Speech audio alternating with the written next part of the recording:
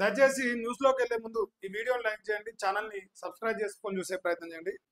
బండి సంజయ్ కుమార్ గారు Marwadi go back పైన స్పందించడం జరిగింది. మీడియా మిత్రులు ఎందాక అడిగినప్పుడు ఆయన ఏం ఆన్సర్ చెప్పినో ఒకసారి చదువుతాం.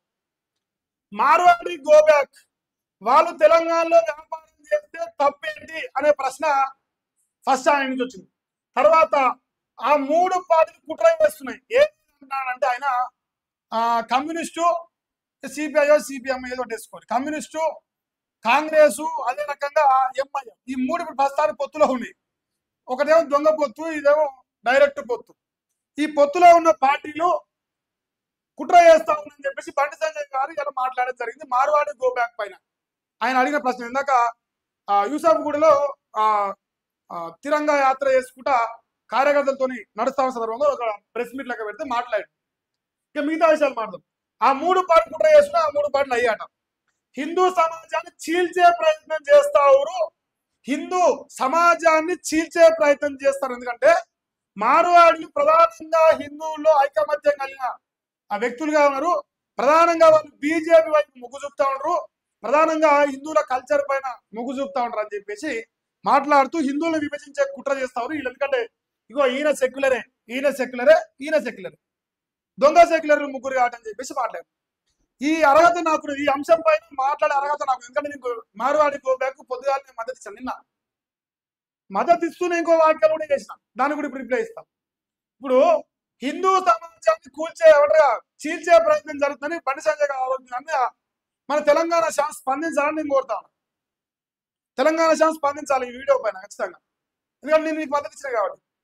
మేము రోహింగ్యాలు గో బ్యాక్ ఆందోళన చేస్తామంటాం.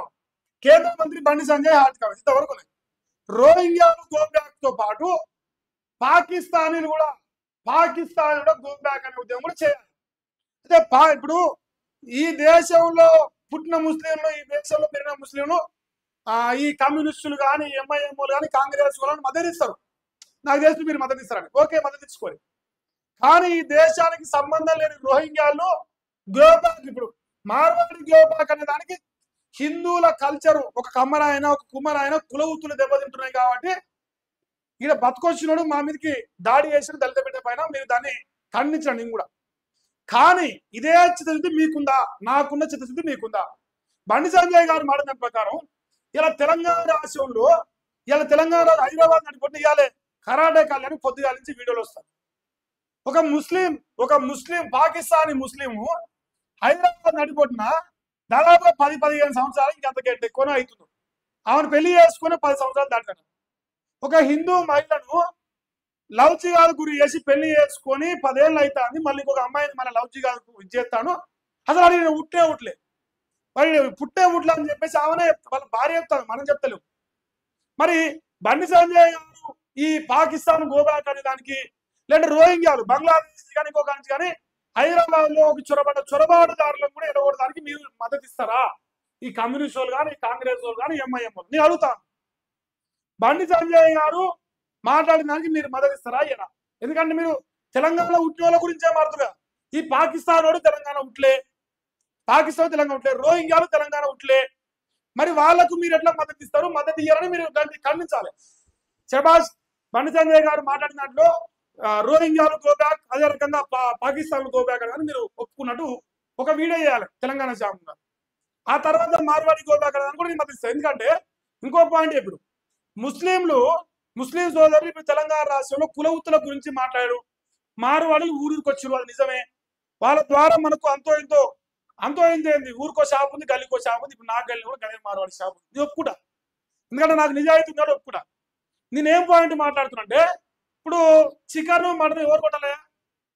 కట్టుకోలు కొట్టాలి. కట్టుకోలు ఎవరు? హిందువులే కదా. మా బండి సంజయ్ గారు మాట్లాడిన పాయింట్, కట్టుకోలు కొట్టాలి.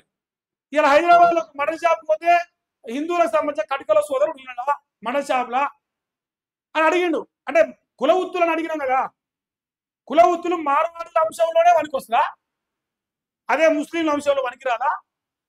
ఇప్పుడు ఓల్డ్ సిటీకి పోదాం, కటింగ్ షాపు ముస్లిం సోదరులదే, మటన్ షాపు ముస్లిం సోదరులే, కిరాణా షాపు ముస్లిం సోదరులే, ఇంకా మిగతా ఏ షాపు ఇప్పుడు అబిడ్స్ పోతే ఒక్క షాపు హిందువులే నాకు చేసి ఉండదు అనుకుంటున్నా. నాకు అనిపిస్తే అట్లా.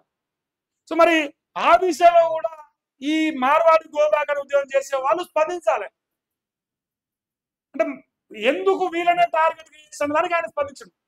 హిందువులుగా ఉన్నారు కాబట్టి, వీళ్ళు హిందువుల ఐకమత్యం ఉంది కాబట్టి, వీళ్ళు ముస్లిం సోదరులు వీళ్ళ ఓట్లు అయితే ఎంఐఎం కు, అయితే కాంగ్రెస్ కు, అయితే సిపిఐకి వస్తాయి కాబట్టి, ఈ 3 పార్టీలు కలిసి మార్వాడీల పైన కుట్ర చేస్తామని చెప్పేసి బండి సంజయ్ గారు కామెంట్ చేసిర్రు.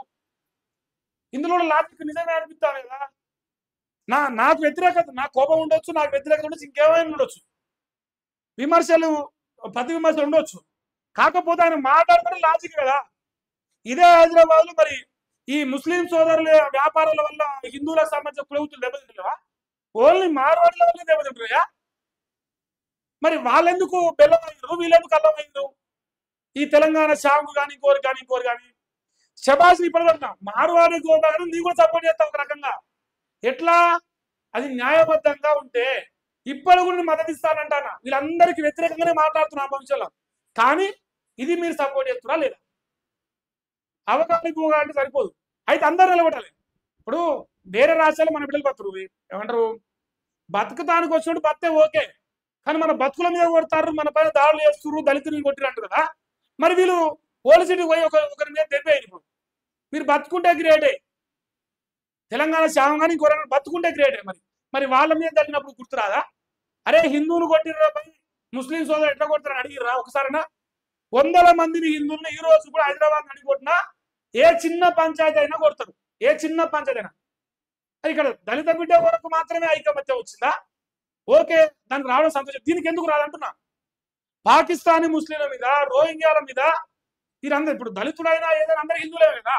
మార్వాడీలు మనకు వ్యతిరేకం అనుకున్నాం, మన కులం అంటారా కులవృత్తుల మీద దెబ్బ కొడుతున్నప్పుడు మరి ముస్లిం సోదరులు మటన్ షాప్ పెట్టినా, చికెన్ షాప్ పెట్టినా వాళ్ళు కూడా దెబ్బ కొడుతున్నట్టు కదా. మరి కటుకోల బిడ్డ బతుకొద్దా? వాళ్ళ బతుకులు మీద మండు కొడతలేరా?